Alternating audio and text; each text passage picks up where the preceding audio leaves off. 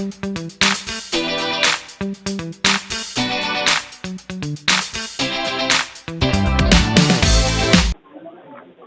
तो कल एक क्वेश्चन दिए थे। देखिए क्वेश्चन था कि एक कार जो है 30 किलोमीटर प्रति घंटा के वेग से चल रही है, यानी कि U बराबर दिया हुआ है क्वेश्चन में U बराबर आपका दिया हुआ है 30 किलोमीटर प्रति घंटा। तो बताए थे, देखिए तो U बराबर 30 किलोमीटर पर आवर, तो इसको मीटर पर सेकंड बदलने के लिए 5/18 से गुना करते हैं, मीटर प्रति सेकंड में कन्वर्ट हो जाएगा। देखिए काट देंगे इसको कै बार में, 6 से 5 बार में, 6 से इसको 3 बार में, नहीं जी, तो U बराबर हो जाएगा 25/3 मीटर प्रति सेकंड। उसके बाद क्वेश्चन में कह रहा है कि ब्रेक लगाने पर वह 10 मीटर चल करके तो रुक जाता है ना, तो रुक जाता है तो अंतिम में क्या हो गया, और S बराबर 10 मीटर, ठीक ना। तो क्वेश्चन में पूछ रहा है कि कार रुकने में लगे समय की गणना कीजिए। देखिए तो मेरे पास U है, V है, ठीक ना, S है, मेरे पास लिखा, क्वेश्चन पूछ रहा है कि कार रुकने में लगे समय की गणना कीजिए, ठीक ना। तो मेरे पास T नहीं है ना। अब देखिए मान ली कि S बराबर UT plus half AT square formula होता है, S बराबर UT plus half AT square.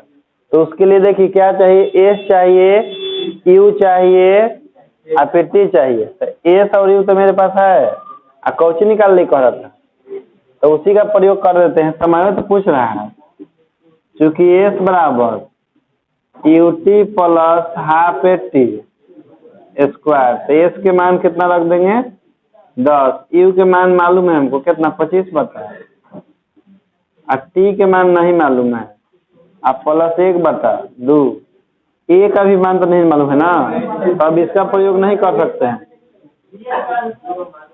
कम से कम 3 गो जो फार्मूला में जितना टर्म रहता है उसमें से एक छोड़ के, चलिए देखिए इसे छोड़ देते हैं, सबसे चीज करते हैं B स्क्वायर बराबर, उससे A निकल जाएगा तो किसी फार्मूला की इस्तेमाल करके निकाल देंगे। B स्क्वायर बराबर U स्क्वायर प्लस 2S, तो V के वैल्यू कितना है 0, और U का वैल्यू 25/3 का होल स्क्वायर प्लस 2, और A का वैल्यू तो मालूम है नहीं, और S के मालूम है 10, तो क्या हो जाएगा, ये आपका हो जाएगा, इधर ला देते हैं 625/9 अब बराबर में 20 × A, नहीं जी, तो A बराबर 625 में, नहीं डायरेक्ट लिखते हैं अभी जिसे काटने में आसानी होता है, 5 से उसको काट देते हैं, माइनस दे देंगे,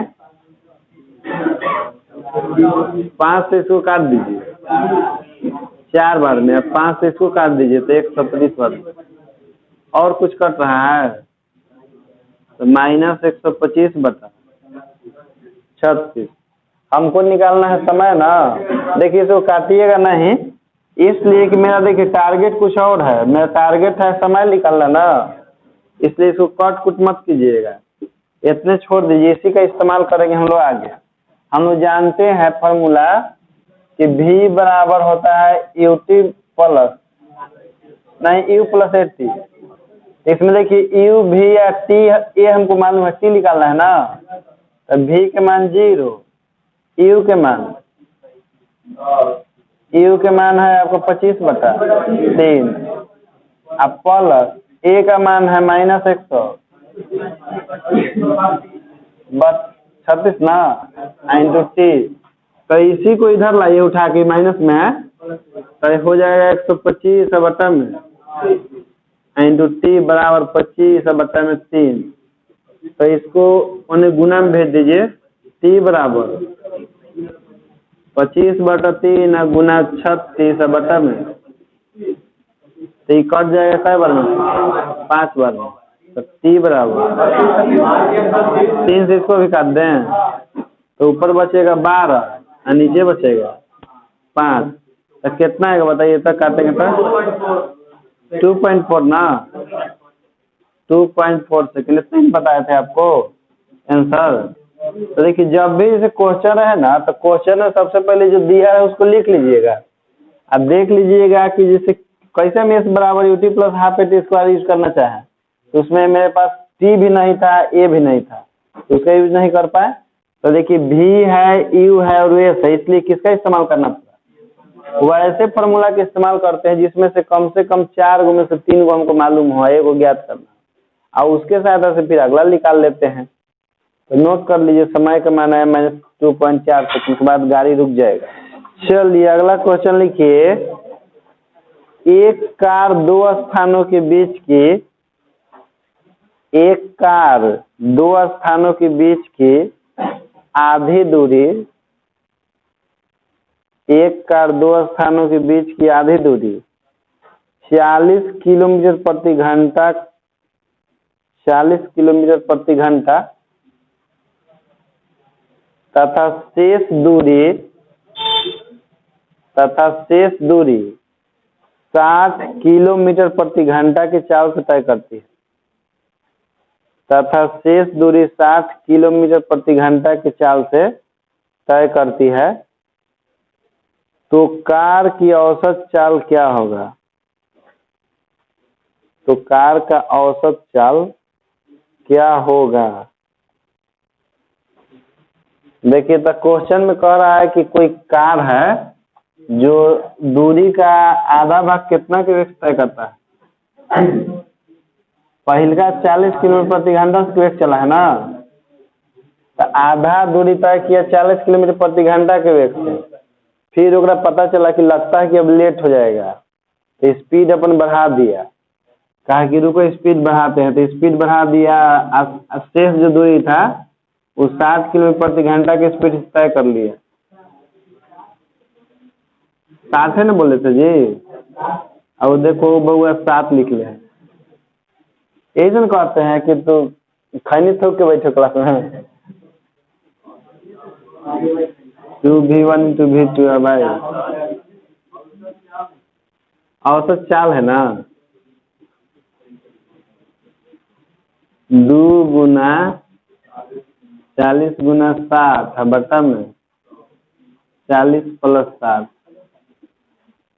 2 गुना 40 गुना 60 और बटा में 100, 0 0 कैंसिल, 0 0 कैंसिल, किलोमीटर प्रति घंटा। चलिए अगला क्वेश्चन लिखिए, उसके बाद उसको नोट कीजिएगा। क्वेश्चन है, सीधी सड़क पर चलती हुई एक कार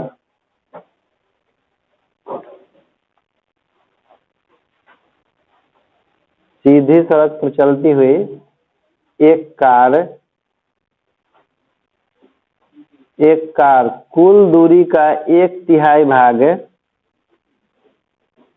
कुल दूरी का 1/3 भाग 20 किलोमीटर प्रति घंटा, कुल दूरी का 1/3 भाग 20 किलोमीटर प्रति आवर तथा शेष 60 किलोमीटर प्रति आवर से पूरी करती है, शेष 60 किलोमीटर प्रति आवर से पूरी करती है, तो इसकी औसत चाल क्या होगी। तो इसकी औसत चाल क्या होगी, बनाइए इसको। देखिए यही फॉर्मूला बनेगा जिसे 2 इंस्टॉलमेंट में तय किया दूरी है ना, पहले का कितना वेग तय किया है 20 किलोमीटर प्रति, हाँ 20 किलोमीटर प्रति घंटा से दूसर का, तो यही बना दीजिए, एकदम सेम टू सेम था, कोई चेंजिंग नहीं था, क्योंकि 2 भाग में दूरी तय कर रहा है ना, तो हो जाएगा यहाँ पर 20 हो जाएगा, तो यहाँ पर लेकिन 80 हो जाएगा जोड़ करके, इसको काट देंगे इसको, हाँ 40 2 बार में, और 2 से इसको काट देंगे कई बार में, 30 बार में। हाँ जैसे दोनों दूरिया तय कर ले रहा है ना पूरा ना, पहला भाग में 1/3, दूसरा बार में पूरा जितना बचल है, इसलिए इसे बन गया, नहीं तो तीन भाग में कैले रहता ना, मान ली कि 1/3 भाग कुछ और से, अब फिर 1/3 भाग कुछ और से, फिर 1/3 भाग, तो उसके लिए कोई और फॉर्मूला लगता है, उसके लिए भी लिखा देते हैं, ठीक ना। उसके लिए भी फॉर्मूला लिखा था, लिखिए था, तो आप नोट लिखिएगा। यदि कोई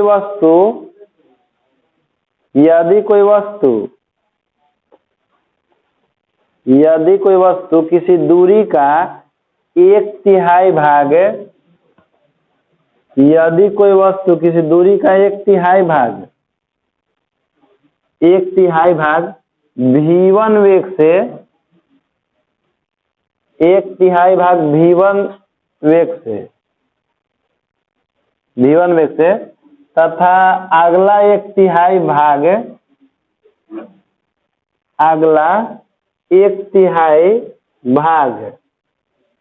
v2 वेग से तथा अगला 1/3 तथा शेष 1/3 भाग तथा शेष 1/3 भाग v3 वेग से तय करता है, v3 वेग से तय करता है, तो उस वस्तु का औसत चाल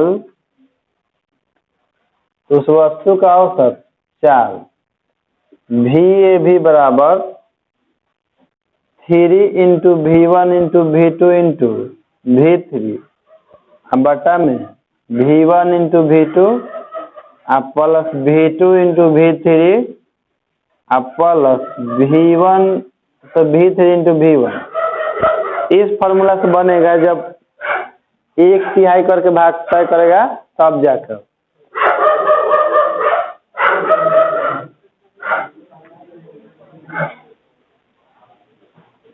चलो उसका आंदोलन छेद।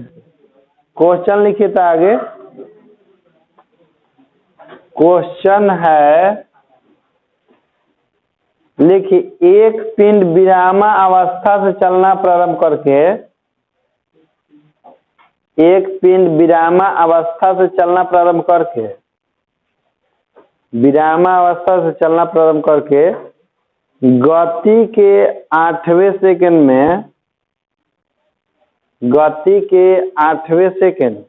में 1.2 मीटर की दूरी तय करता है, 1.2 मीटर की दूरी तय करता है, तो वस्तु में उत्पन्न त्वरण का परिमाण क्या होगा? तो वस्तु में उत्पन्न त्वरण का परिमाण क्या होगा? उत्पन्न त्वरण का परिमाण क्या होगा?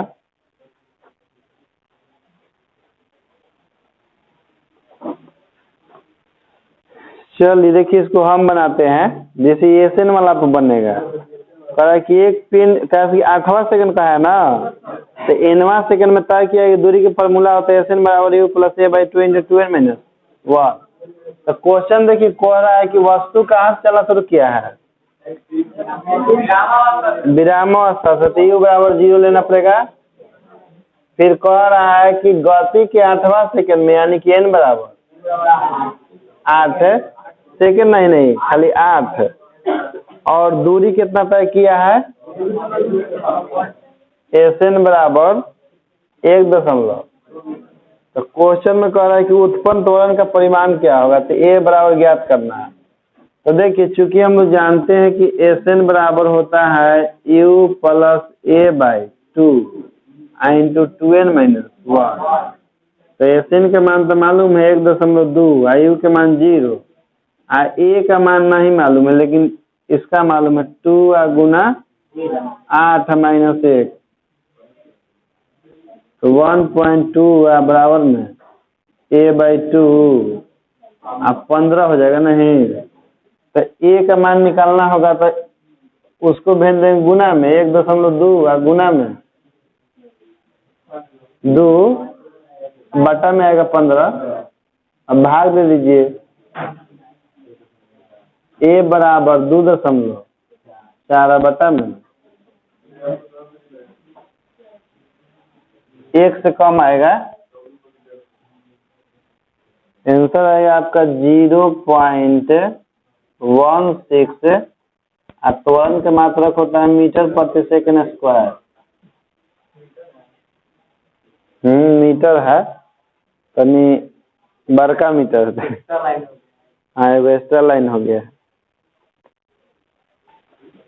चलिए क्वेश्चन लिखिए तो। एक वस्तु विरामावस्था से चलना प्रारंभ करती है। एक वस्तु विरामावस्था से चलना प्रारंभ करती है तथा गति के 10वें सेकंड में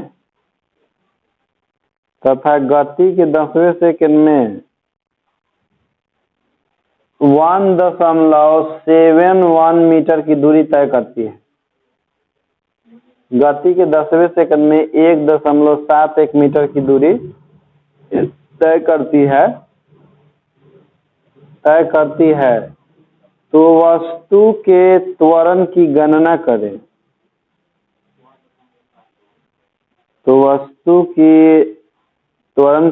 करें। ऐसे ही बनेगा। इसका आंसर लिख लीजिए। 0. इसका आंसर, हाँ घर से बना लीजिए। 0.18 मीटर प्रति सेकंड स्क्वायर। 0.18 मीटर प्रति सेकंड स्क्वायर। अगला क्वेश्चन लिखिए। एक वस्तु 20 मीटर प्रति सेकंड के वेग से चलना प्रारंभ करती है। एक वस्तु 20 मीटर प्रति सेकंड के वेग से चलना प्रारंभ करती है जिसमें 4 मीटर प्रति सेकंड स्क्वायर का त्वरण उत्पन्न होता है। 4 मीटर प्रति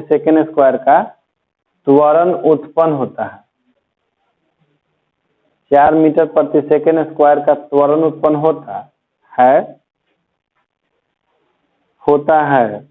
तो 10वें सेकंड में वस्तु द्वारा तय की गई दूरी का मान ज्ञात करें। तो 10वें सेकंड में वस्तु द्वारा तय की गई दूरी का मान बताएं।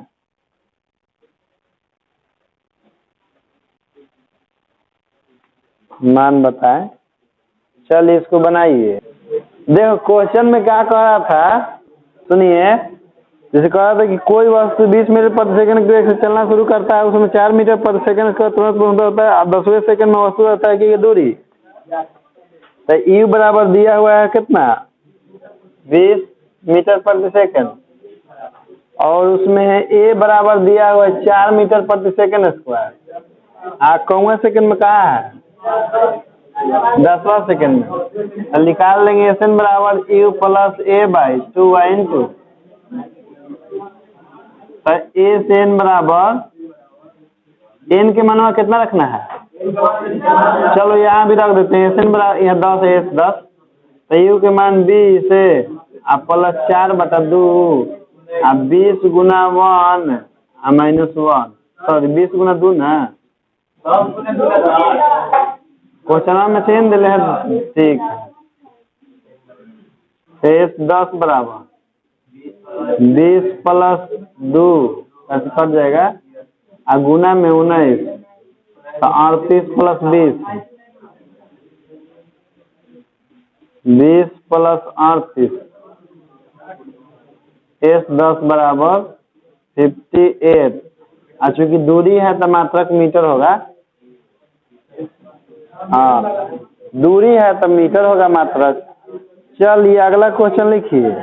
हाँ, एलसीएम निकाल के भी हो जाएगा, कोई दिक्कत नहीं है। चलिए अगला क्वेश्चन लिखिए। एलसीएम कब लिया जाता है, जब नहीं करता है तब। जब कट रहा है तो एलसीएम क्या लेगा। क्वेश्चन लिखिए। एक कार विरामावस्था से चलना प्रारंभ करती है। एक कार विरामावस्था से चलना प्रारंभ करती है। एक कार विरामावस्था से चलना प्रारंभ करती है तथा गति के 20वें सेकंड में 39 मीटर की दूरी तय करती है।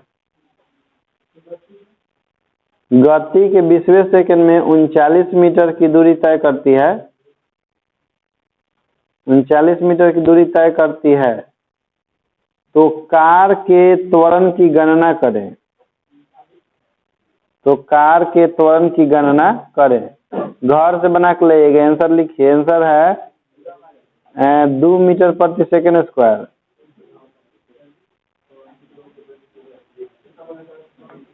आंसर लिखिए 2 मीटर प्रति सेकंड स्क्वायर का आंसर है।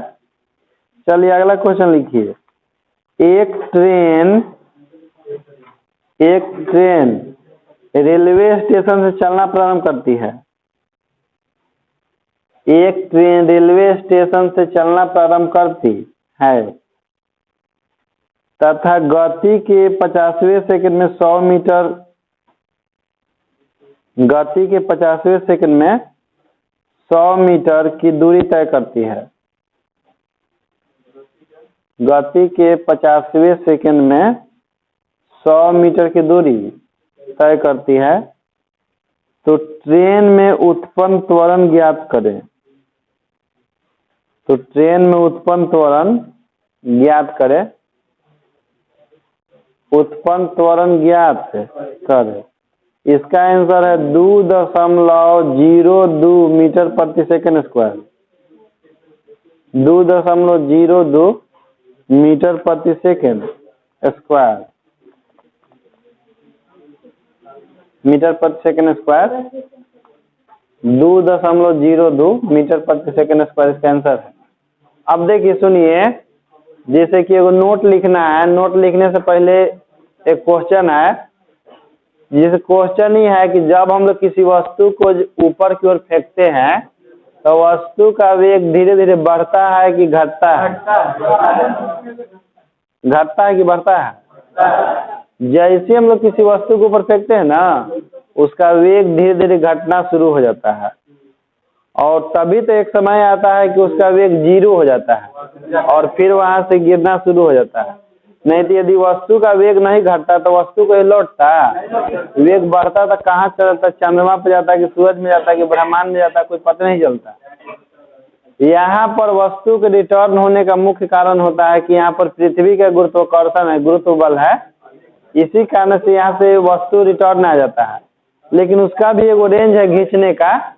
यदि वस्तु को 11.2 किलोमीटर प्रति सेकंड स्क्वायर के 2 किलोमीटर प्रति सेकंड के वेग से 2.11 किलोमीटर प्रति सेकंड के वेग से फेंका जाए तो वस्तु का भी रिटर्न नहीं आता है धरती पर। इसलिए इसी वेग से अंतरिक्ष में रॉकेट को छोड़ा जाता है, पलायन वेग से, जिसके लिए हमेशा लगी पलायन कर जाता है। हाँ, और अलग अलग आकार जो ग्रह है या उपग्रह है, उस सब वस्तु का जो जी का मान होता है, जैसे हम लोग के धरती पर जी का मान होता है 9, छोटका जी का मान, ठीक ना। तो देखो जैसे कि हम लोग कारण है उसका, जब हम लोग किसी वस्तु के ऊपर फेंकते हैं तो वस्तु का वेग घटता है। अधिकतम ऊंचाई पर पहुंचने के बाद वस्तु जिसे एक क्षण के लिए रुकता है, एक पल के लिए रुकता है, लेकिन रुकता है, तब जाके वस्तु रिटर्न आता है। क्योंकि गति का प्रकृति ऐसे होता है कि जैसे मान लीजिए आप सीधी रेखा में जा रहे हैं, तो बिना रुके हुए एक आध पल के लिए आप रिटर्न नहीं आ सकते हैं बैक में, ऐसे मुड़ के नहीं, बैक में जमाना है, ठीक ना। तो जब तक ले आप रुकिएगा नहीं एक पल के लिए, तब तक आप रिटर्न आ नहीं सकते हैं। ऐसा आप करके देख सकते हैं। भले आप ऐसे मुड़ के आ जाइए, वो अलग बात है, बिना रुके हुए, लेकिन आपको बैक में जमाना हो रिटर्न, तो बिना आप रुके हुए नहीं आ सकते हैं। आगे दौड़ रहे हैं, आप पीछे आ सकते हैं बैक में। तो किसी वस्तु को ऊपर फेंकते जब सरल रेखा में, वस्तु बतरती कि ना इधर मुड़े ना उधर मुड़े, तब तो वस्तु एक पल के लिए, हाँ 90 डिग्री पर, तो वस्तु एक पल के लिए रुकता है, तब जाके रिटर्न। तो अधिकतम ऊंचाई पर वस्तु का वेग 0 हो जाता है, और वहां से फिर उसका नीचे की बात है वहां से ना, तो फिर वहां से उसका वेग, यानी कि अंतिम वेग 0 और फिर वहीं से चलना शुरू, तो अंतिम वेग और प्रारंभिक वेग जैसे व्यवहार कर लाएगा, फिर उसका वेग बढ़ता है, नीचे गिरता है। तो नोट लिखिए था, लिखिए जब किसी वस्तु को नीचे से ऊपर की ओर, जब किसी वस्तु को नीचे से ऊपर की ओर, नीचे से ऊपर के ओर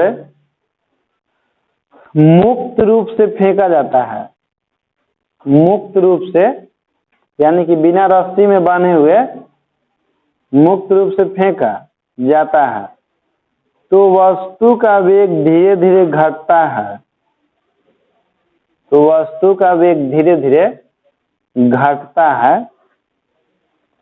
धीरे धीरे घटता है तथा अधिकतम ऊंचाई पर वस्तु का वेग शून्य हो जाता है, तथा अधिकतम ऊंचाई पर वस्तु का वेग शून्य हो जाता है,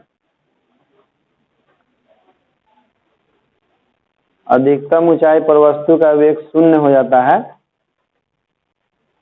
अर्थात v बराबर 0, अधिकतम ऊंचाई पर वस्तु का वेग शून्य हो जाता है अर्थात v बराबर 0।